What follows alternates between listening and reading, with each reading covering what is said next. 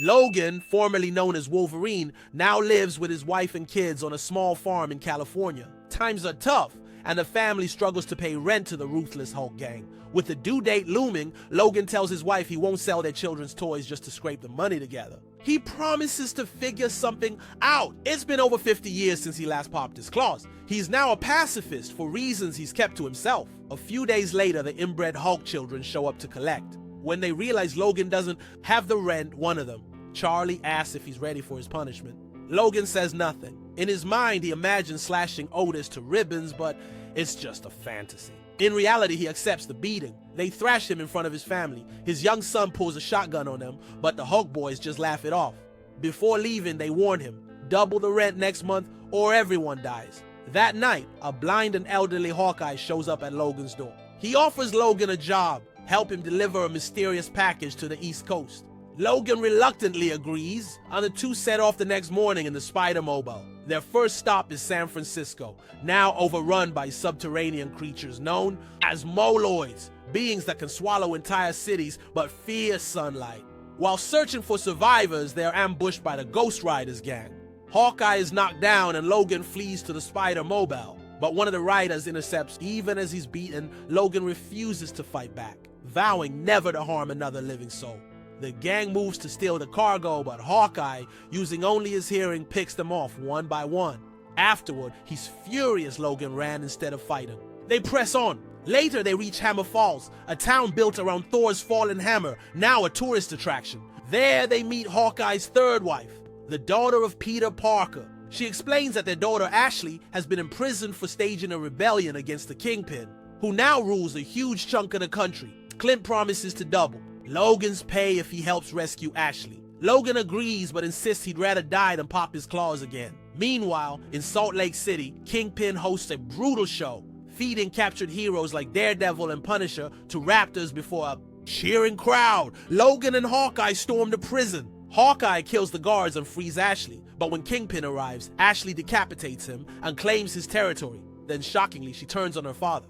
Logan manages to save Hawkeye and they flee.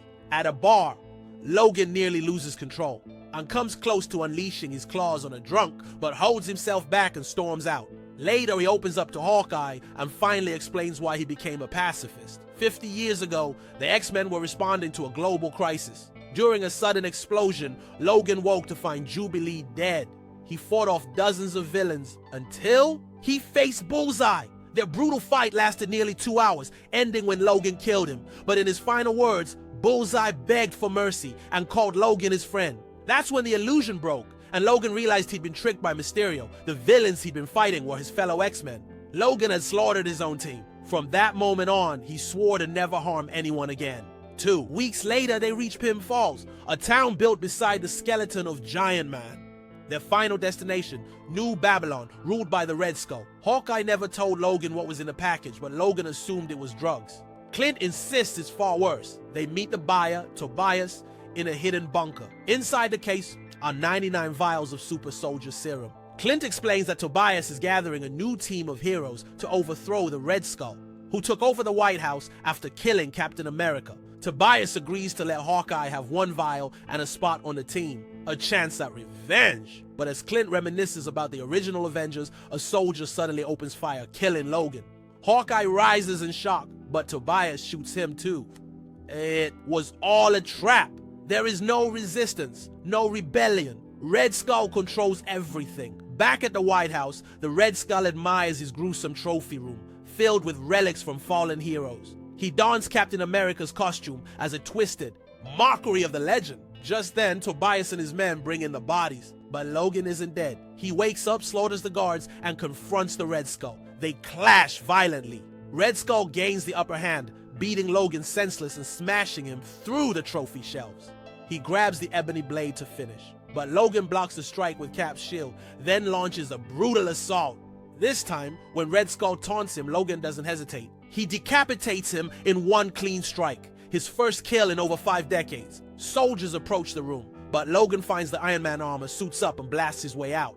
He grabs the payment and flies home. After a 3,000-mile journey, Logan arrives only to find his wife and children brutally murdered. The Hulk gang got bored waiting for their money. His neighbor warns him not to do anything reckless. Logan responds coldly, "My name isn't Logan." He pops his claws. It's Wolverine. Rufus and another Hulk boy are cleaning up after. The slaughter when suddenly Rufus disappears into the water. His limbs float back up. Wolverine rises from the shadows and kills the survivor. At a nearby bar, 3 more Hulk kids drink and laugh, until Wolverine crashes through the window and impales Charlie, taking a bite out of him. Otis and 2 others visit a brothel to celebrate, but as they leave, they find their ride destroyed, and Wolverine waiting. Meanwhile, Bruce Banner sits with his daughter and grandson, Bruce Jr. She asks if Wolverine will come for revenge. Bruce just smiles. Of course he will. Moments later, Otis stumbles into camp with a bomb in his mouth. It explodes, taking out half the trailer park. Wolverine hunts down and eliminates the rest of the gang. Bruce Jr.'s mother, Bobby Joe, tries to stop him, but he beheads her. Finally, Wolverine calls out for Banner, but the Hulk he once knew is now just a frail old man. Bruce punches Wolverine with unnatural strength. The power's still there. As they fight, Bruce grabs a cow and confesses he murdered Logan's family because he was bored and wanted to feel something again. Wolverine tears through the cow and impales Bruce. But it's not enough. Bruce hulks out and grabs Logan, biting him in half. 12 hours later, Otis' son arrives at the carnage. Inside, Banner sits with Bruce Jr. and explains what happened. He thinks he's the last Hulk left. Then pain hits him. Something's wrong. Wolverine bursts out of his stomach, killing him once and for all. In the end, Logan buries his wife and children. After the funeral, he mounts his horse and rides off into the sunset, with baby Bruce Jr. strapped to his back.